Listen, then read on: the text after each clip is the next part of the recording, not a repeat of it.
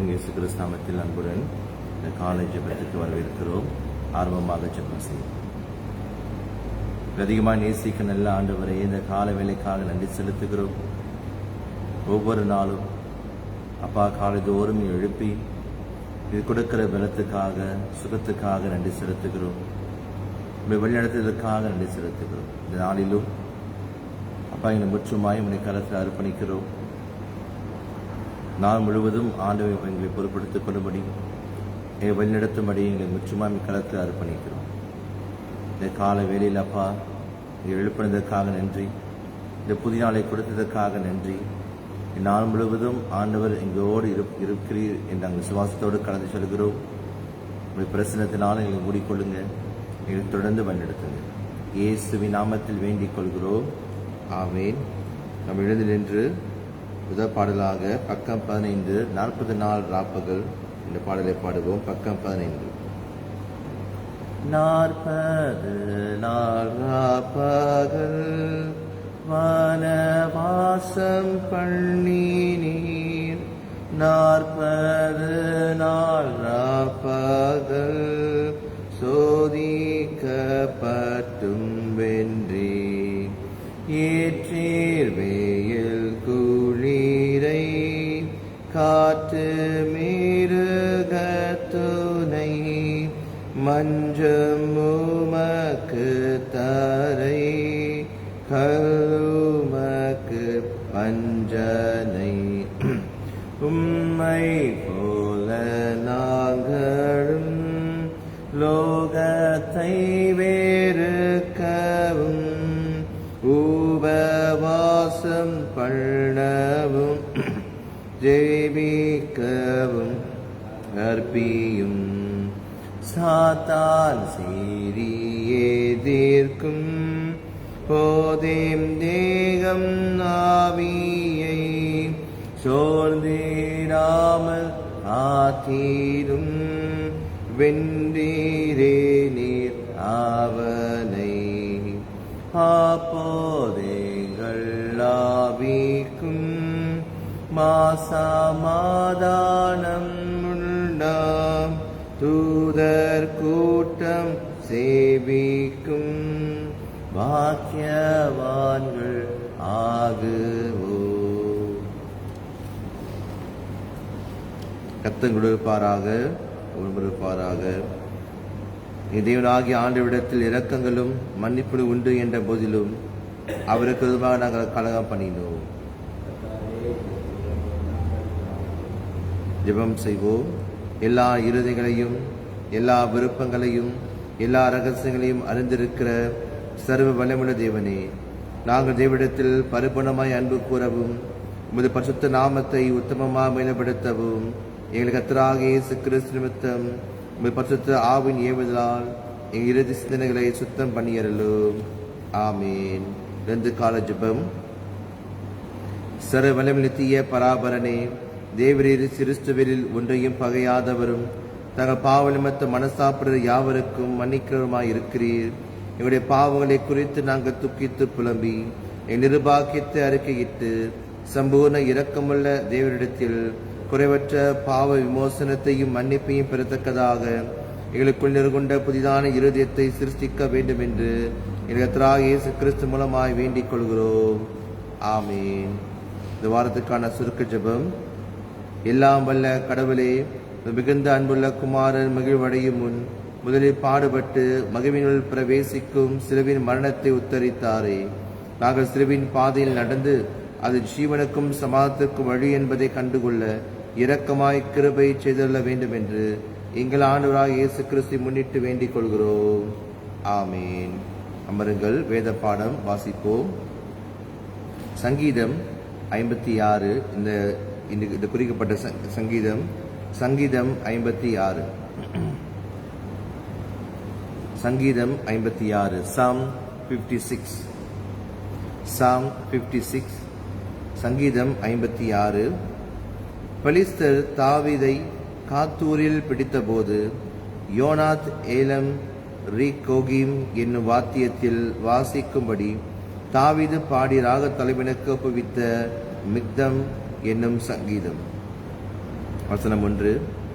தேவனே எனக்கு இரங்கும். மனுஷன் என்னை விழுங்க பார்க்கிறான். நாள்தோறும் போர் செய்து என்னை ஒடுக்குகிறான். என் சத்துருக்கள் நாள்தோறும் என்னை விழுங்க பார்க்கிறார்கள். உன்னதமானவரே, எனக்கு விரோதமாய் அகங்கரித்து போர் செய்கிறவர்கள் அநேகர். நான் பயப்படுகிற நாளில் உம்மை நம்புவேன். தேவனை முன்னிட்டு அவருடைய வார்த்தையை புகழுவேன். தேவனை நம்பியிருக்கிறேன், நான் பயப்படேன். மாம்சமானவன் எனக்கு என்ன செய்வான்? நித்தமும் என் வார்த்தைகளை புரட்டுகிறார்கள். எனக்கு தீங்கு செய்வதே அவர்கள் முழு எண்ணமாயிருக்கிறது. அவர்கள் ஏகமாய் கூடி பதிவிருக்கிறார்கள். என் பிராணனை வாங்க விரும்பி என் காலடிகளை தொடர்ந்து வருகிறார்கள். அவர்கள் தங்கள் அக்கிரமத்தினால் தப்புவார்களோ? தேவனே, கோபம் கொண்டு ஜனங்களை கீழே தள்ளும். என் அலைச்சல்களை தேவரீர் எண்ணி இருக்கிறீர். என் கண்ணீரை உம்முடைய துருத்தியில் வையும். அவைகள் உம்முடைய கணக்கிலல்லவோ இருக்கிறது. நான் உம்மை நோக்கி கூப்பிடும் நாளில் என் சத்துருக்கள் பின்னிட்டு திரும்புவார்கள். தேவன் என் பட்சத்தில் இருக்கிறார் என்பதை அறிவேன். தேவனை முன்னிட்டு அவருடைய வார்த்தையை புகழுவேன். கர்த்தரை முன்னிட்டு அவருடைய வார்த்தையை புகழுவேன். தேவனை நம்பியிருக்கிறேன், நான் பயப்படேன். மனுஷனுக்கு என்ன செய்வான்? தேவனே, நான் உமக்கு பண்ணின பொருந்தனைகள் என் மேல் இருக்கிறது. உமக்கு ஸ்தோத்திரங்களை செலுத்துவேன். நான் தேவனுக்கு முன்பாக ஜீவனுள்ளோருடைய வெளிச்சத்திலே நடக்கும்படி நீரின் ஆத்துமாவை மரணத்துக்கும் என் கால்களை இடலுக்கும் தப்புவியாதிருப்பீரோ? பிதாவுக்கும் குமாரனுக்கும் பரிசுத்தாவிக்கும் மிகவும் உண்டாவதாக. ஆதிலும் இப்போதும் எப்போதுமான சதா காலம் மிகவும் உண்டாவதாக. ஆமேன். பழைய பாட்டு பாடம் எரேமியா 14ஆம் அதிகாரம். ஜெரமியா சாப்டர் 14 ஒன்றிலிருந்து முடியும் வரை. எரேமியா 14ஆம் அதிகாரம். Jeremiah chapter 14. மழை தாழ்ச்சியை குறித்து எரேமியாவுக்கு உண்டான கர்த்தருடைய வசனம். யூதா துக்கிக்கிறது, அதன் வாசல்கள் பலனற்று கிடக்கிறது.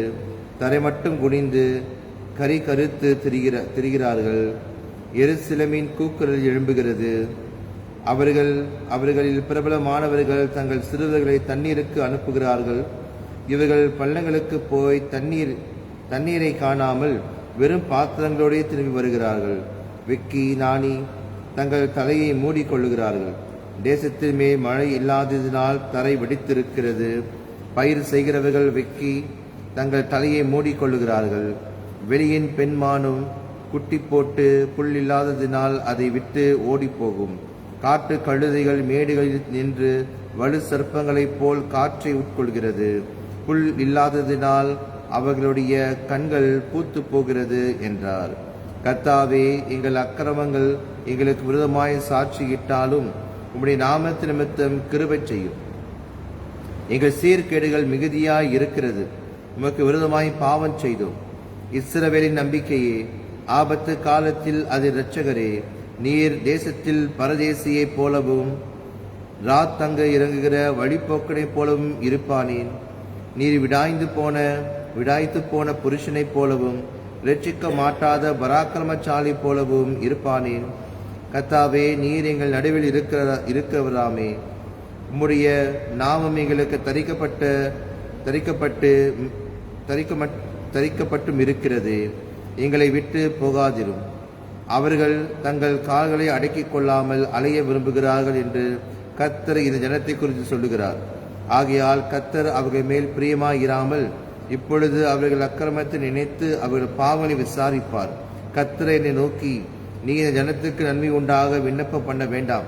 அவர்கள் உபவாசித்தாலும் நான் அவர்கள் விண்ணப்பத்தை கேட்பதில்லை.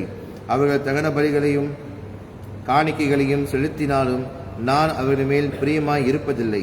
பட்டயத்தினாலும் பஞ்சத்தினாலும் கொள்ளை நோயினாலும் நான் அவரை நிர்மூலமாக்குவேன் என்றார்.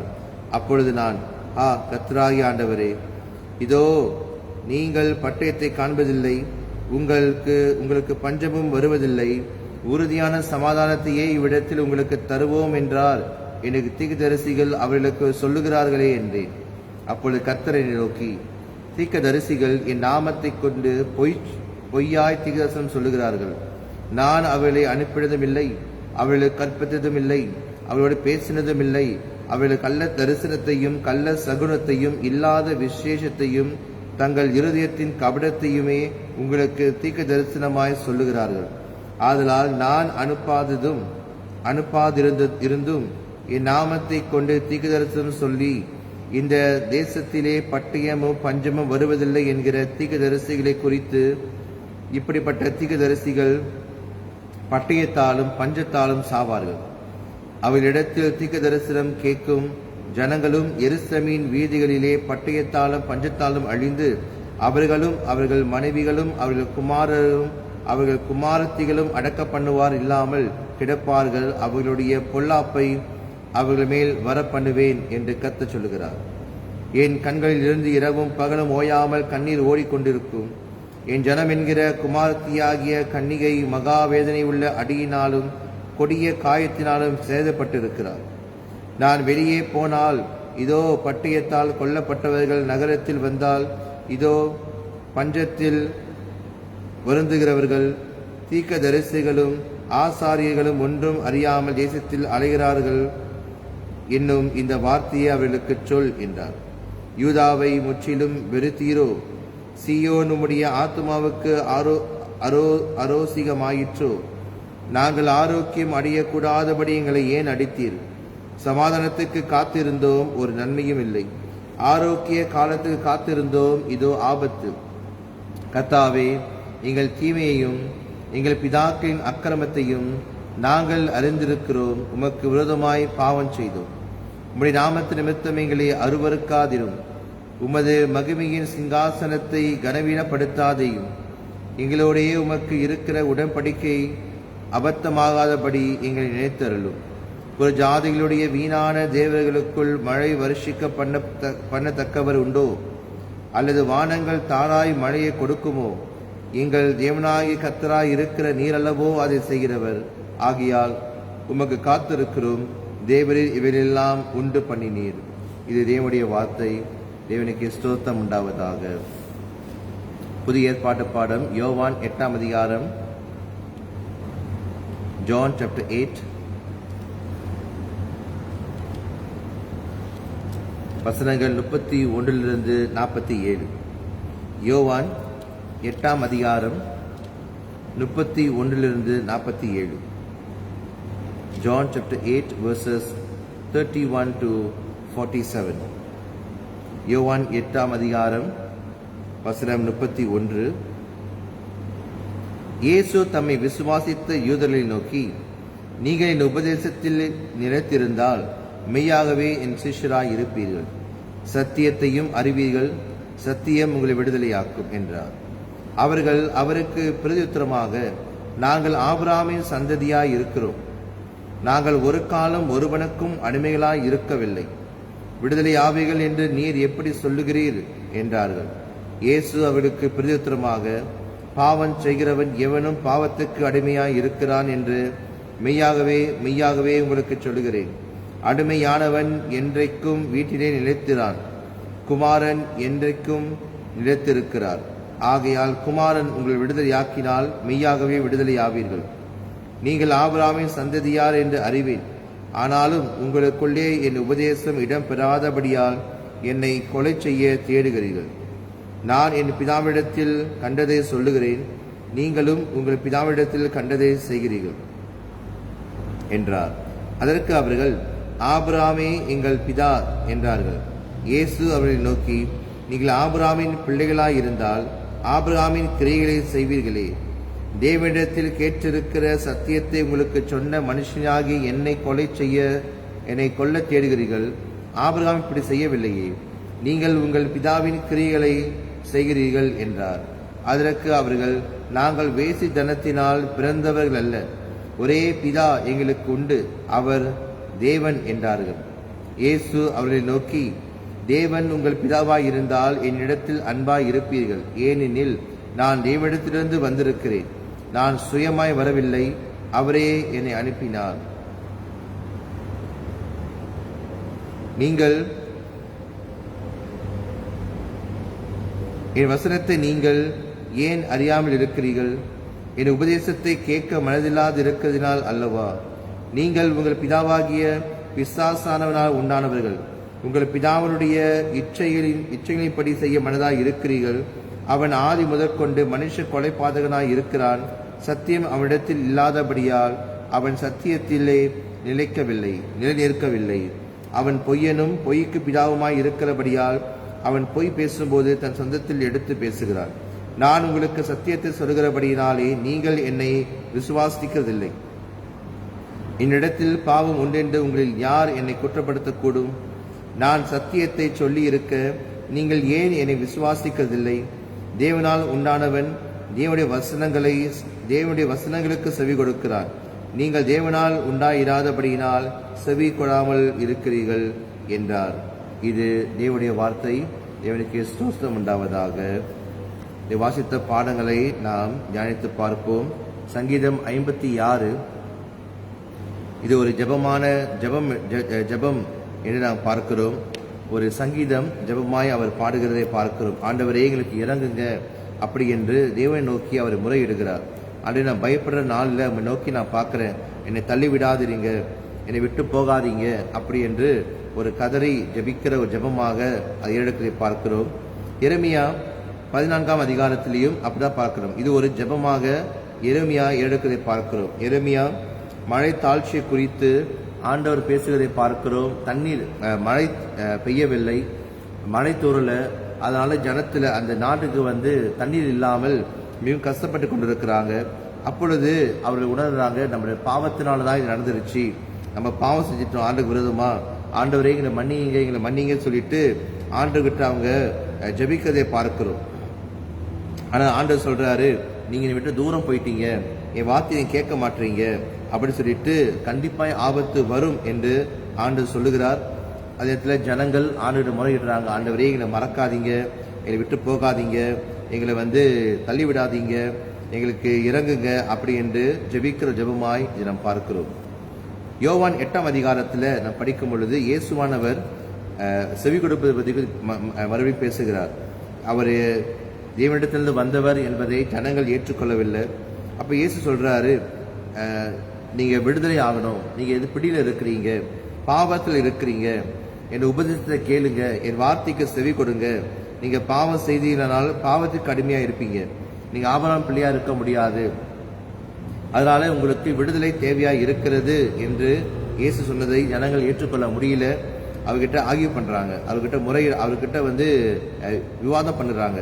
நாங்கள் ஆபிரகாம் பிள்ளைகள், நாங்க போய் சொல்ல மாட்டோம், உண்மையா சொல்லுவோம் அப்படின்னு சொல்றாங்க. அப்ப ஆனாலும் ஏன் சொல்றாரு, நீங்க வசனத்தை ஏற்றுக்கொள்ளாம இருக்கிறீங்க, அதனால நீங்க பொய்களின் பிதாவாகிய சாத்தான் தான் உங்களுக்கு பிதாவா இருக்கிறார், நீங்க அவருடைய குமாரனா இருக்கிறீங்க, சத்தியத்தை நீங்கள் நிலைத்து நிற்கவில்லை அப்படின்னு சொல்றாரு.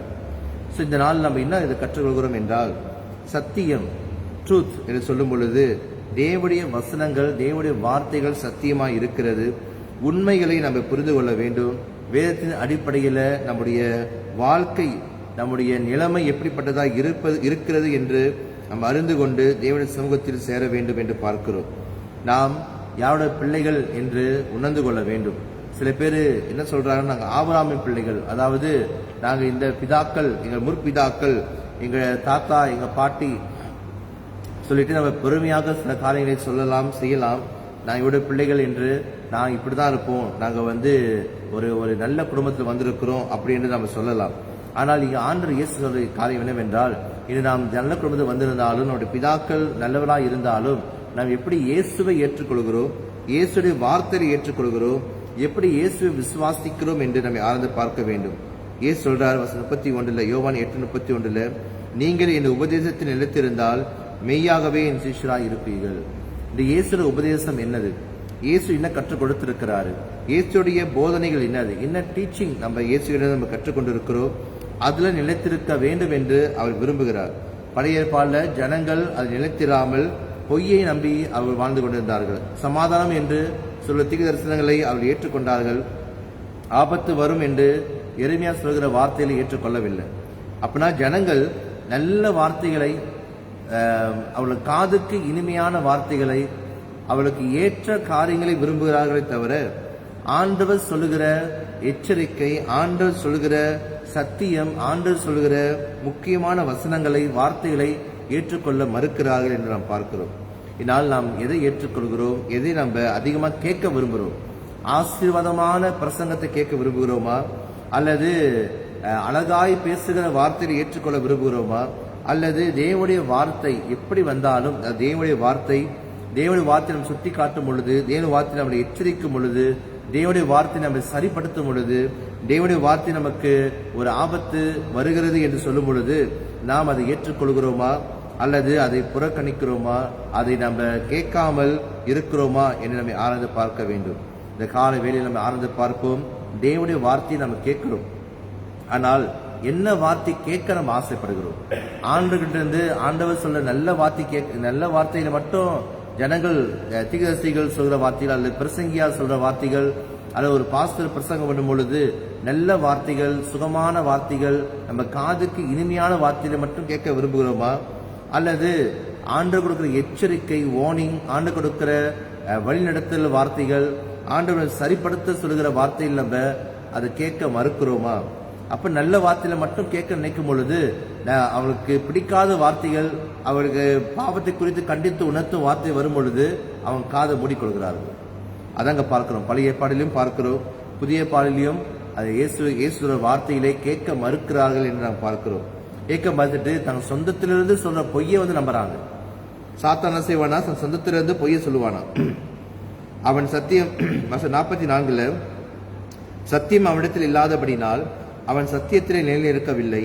அவன் பொய்யனும் பொய்க்கு பிதாவுமாய் இருக்கிறபடியால் அவன் பொய் பேசும் பொழுது தன் சொந்தத்தில் எடுத்து பேசுகிறான்.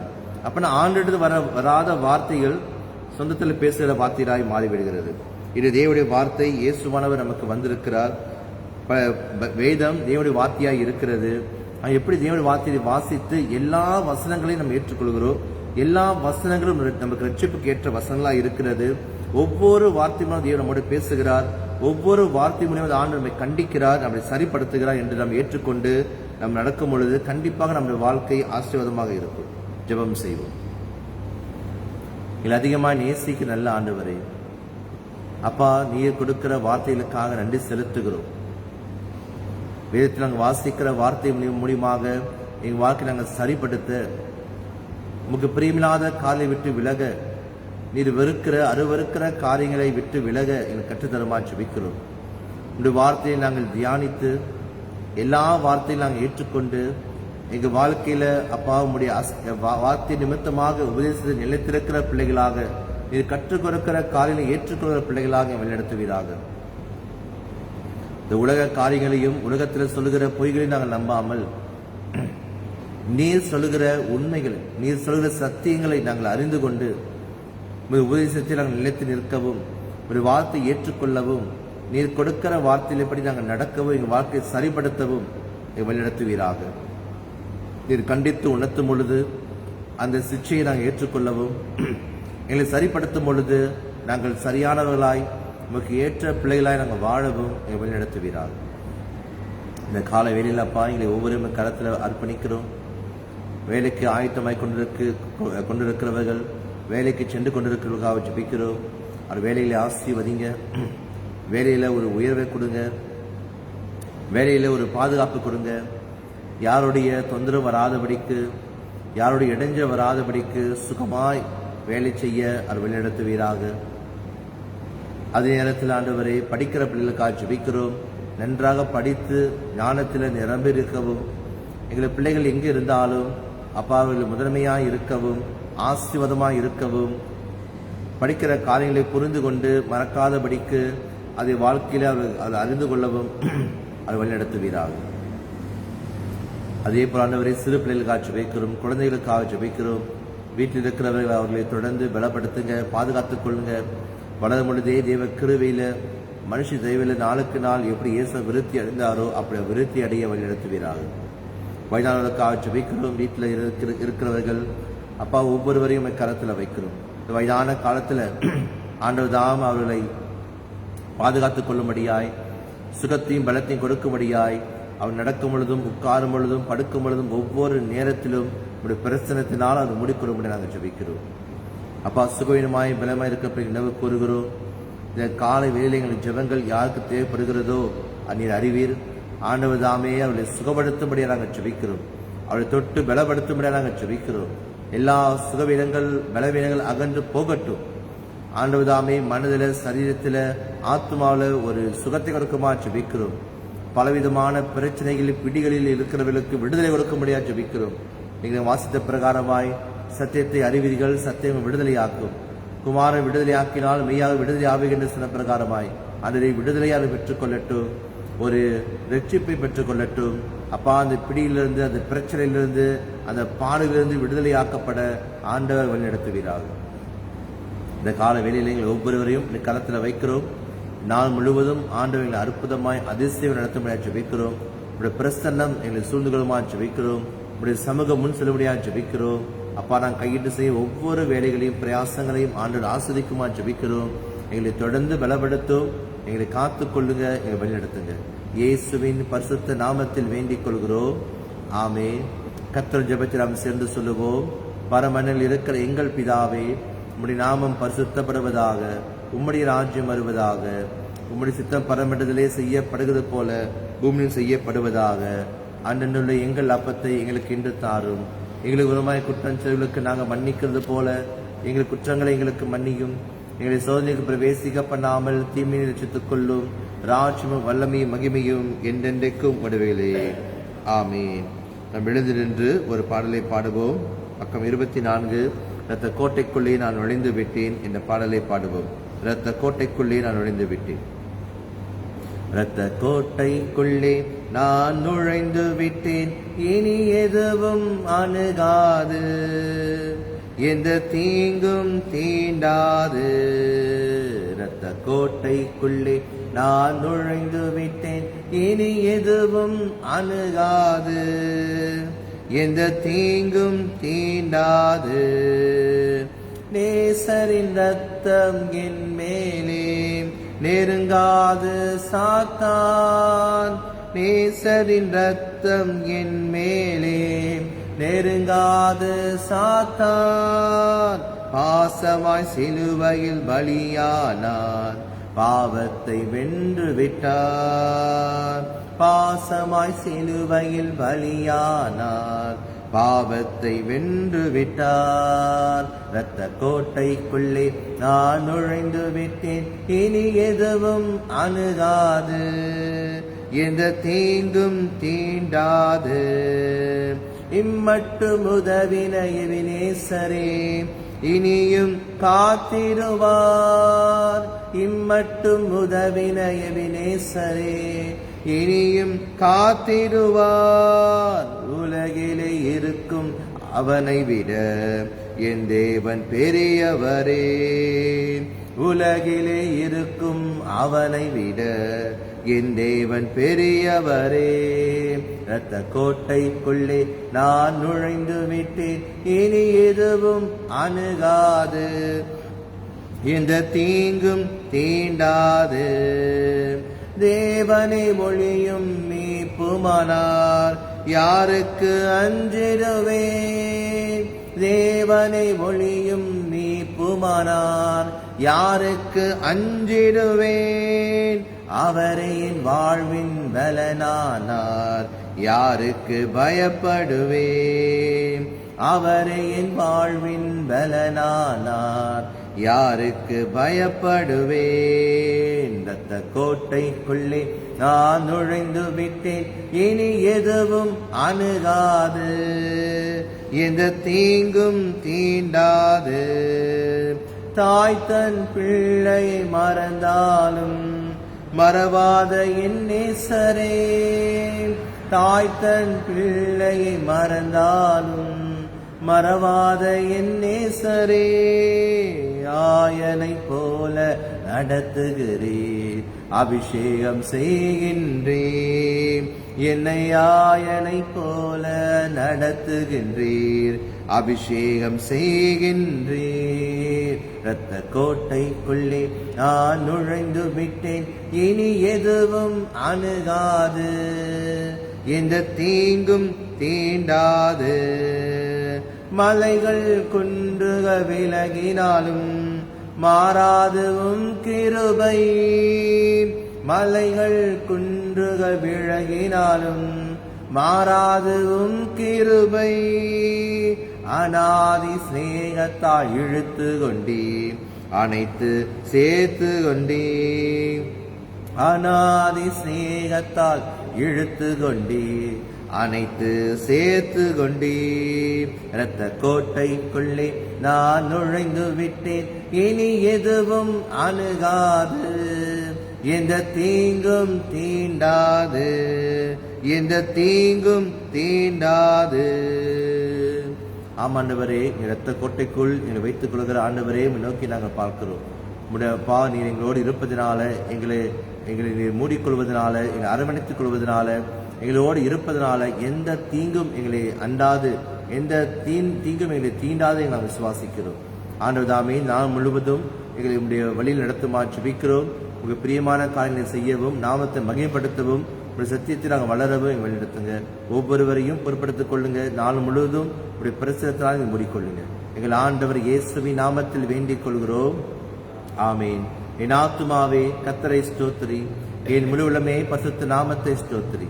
என் ஆத்துமாவே கர்த்தரை ஸ்தோத்திரி, கர்த்தர் செய்த சகல உபகாரங்களை மறவாதே. ஆமீன். ஆமீன். அந்த சோஸ்திரம் சோஸ்திரம்.